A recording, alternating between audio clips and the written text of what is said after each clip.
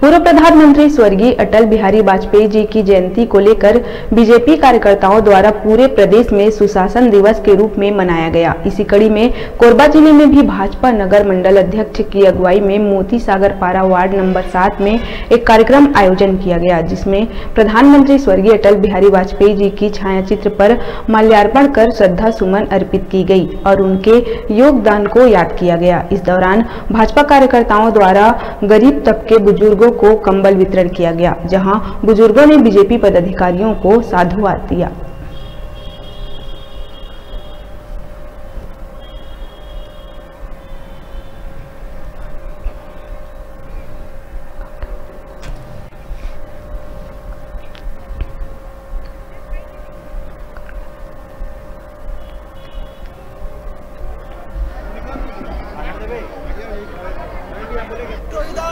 जानकी रोहिदास कौन है?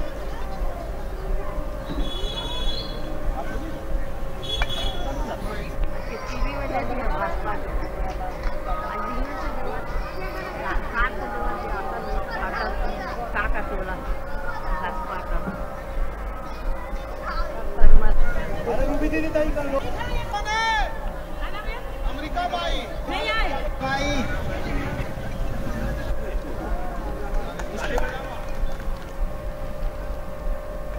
हमारे देश के पूर्व प्रधानमंत्री स्वर्गीय अटल बिहारी वाजपेयी जी की जयंती को प्रदेश नेतृत्व द्वारा सुशासन दिवस के रूप में मनाने का आह्वान किया जाता है।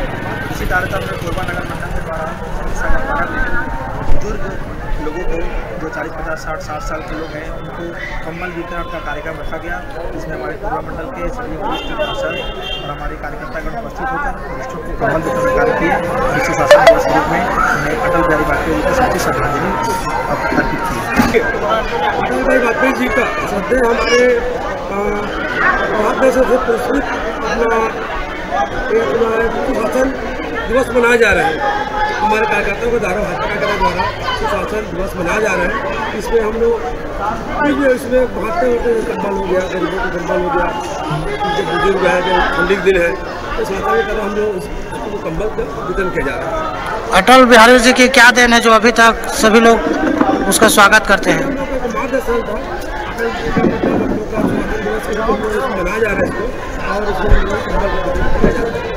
कितने लोग कंबल वितरण के लगभग अभी तक कार्यक्रम किया गया है। वार्ड क्रमांक 7 से बड़ी संख्या में लोग यहाँ उपस्थित हैं।